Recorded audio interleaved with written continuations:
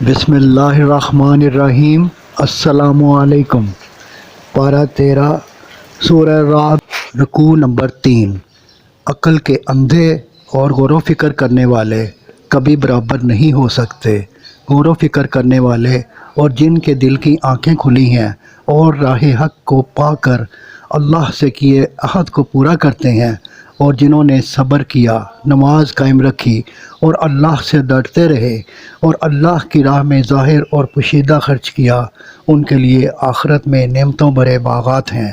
مگر جو اللہ سے کیا عہد توڑتے ہیں اور فساد کی آگ بھڑکاتے ہیں، ان کا انجام اچھا نہیں ہے۔ ان پر اللہ کی لعنت ہے اور برا ٹھکانہ ہوگا۔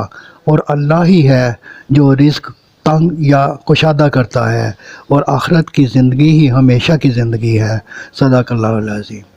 آپ سے گزارش ہے کہ چینل کو سبسکرائب کر دیں اور گھنٹی کے بٹن کو دبا دیں تاکہ ہر نئی آنے والی ویڈیو آپ تک پہنچتی رہے۔